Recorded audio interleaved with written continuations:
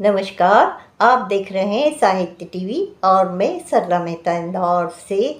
अब दादी की कहानियों की श्रृंखला के अंतर्गत अपनी तीसरी कहानी लेकर आई हूँ, जादू की झप्पी।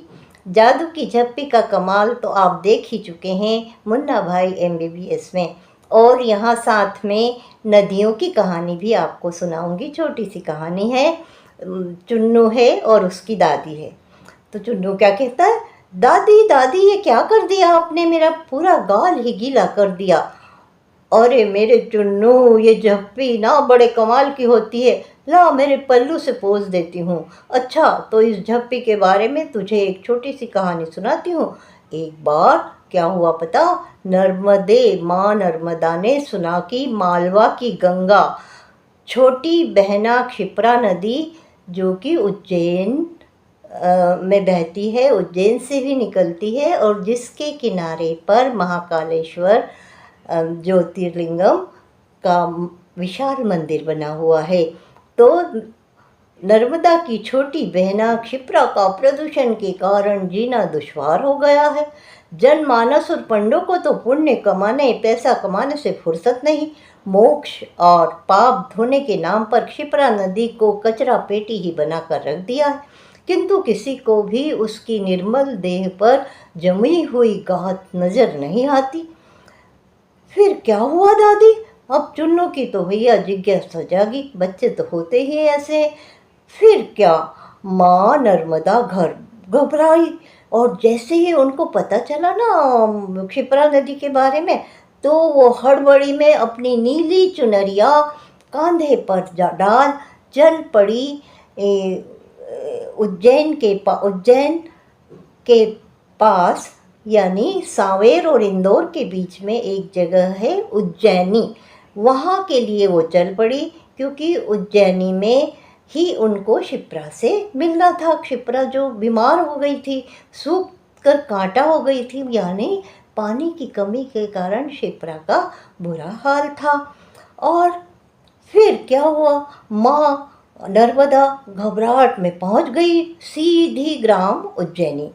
क्षिप्रा की दुर्दशा देख माँ नर्मदा अपनी बहना को दुलारते हुए सांत्वना देती है, क्योंकि क्षिप्रा तो बड़ी चंचल चपल नदी थी, बहुत तेजी से बहने वाली थी।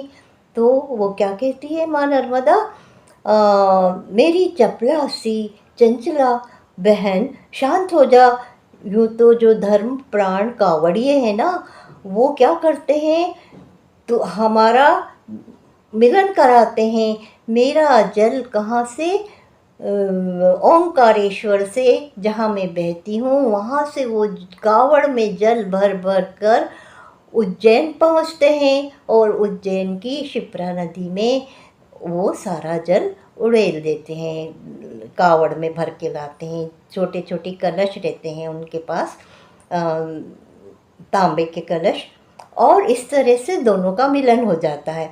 तो माँ नर्मदा कहती कि वैसे तो कावड़िया हमारा मिलन करा ही देते हैं, पर मुझे लगा कि मैं भी तो कुछ करूं मेरी छुटकी बहना के लिए। मैंने नर्मदा ने साबरमती का भी, उधर गुजरात में साबरमती का भी उद्धार किया है, उसको भी अपना पानी दिया है, तरबतर कर दिया है गुजरात को। तो भला साबरमती को जब मैंने उद्धार किया, तो मैं अपनी छोटी बहना क्षिप्रा का क्यों ना उद्धार करूं। और तू तो मेरी अपनी ही है, अपने यानी मध्य प्रदेश में ही बहने वाली है। अब सिहरती कराहती क्षिप्रा, बीमार थी क्षिप्रा, तो क्षिप्रा को माँ नर्मदा ने अपनी नीली चुनर ओढ़ाकर आगोश में भर लिया। अपने जो भी जल वो साथ में लाई थी, सारा जल क्षिप्रा के आंचल में भर दिया। छोटी तेरा आज कायाकल्प कर दूं। और दीदी से जादू की झप्पी पाते ही क्षिप्रा में तो मानो प्राणों का संचार होने लगा। तभी क्या हुआ कि क्षिप्रा अपने साथ मोबाइल भी लाई थी, तो मोबाइल की घंटी बजने लगी। दुख भरे दिन बीते रे भैया, बीते रे भैया। अब क्षिप्रा बुदबुदाई, अरे ये महाकाल बाबा को भी ना फुर्सत नहीं है, मैं कहकर आई थी वहाँ कि मैं बस आती हूँ। बोली, हाँ मेरे महाकाल बाबा, अब क्या हुआ? आपको अभिषेक का जल तो भर कर ही आई थी मैं, पर्याप्त जल मैंने भर दिया था आपके लिए।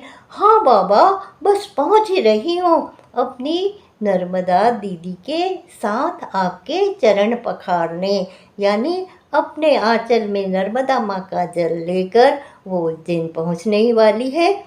तो भाई इस तरह से अपनी बातें ख़त्म करके दोनों बहनें नर्मदा अपने धाम चली गई और क्षिप्रा पहुंच गई चरण पखारने महाकाल बाबा के। तो कहानी सुन के वही चुन्नू ने तो ताली बजाई। आप ताली नहीं बजाएंगे? और चुन्नू बोला, हाँ दादी, अब मैं समझा झप्पी का मतलब और झप्पी का महत्व, तो एक झप्पी दे दो ना दादी। तो दोस्तों, आपको ये मेरी कहानी कैसी लगी? अगर आपको अच्छी लगी हो तो लाइक करिए, कमेंट करिए और अपने दोस्तों को भी शेयर करिए। और हाँ, हमारे चैनल को सब्सक्राइब करना नहीं भूलें। अब अगली बार मिलती हूँ एक नई कहानी लेकर आपके लिए। धन्यवाद, खुश रहिए।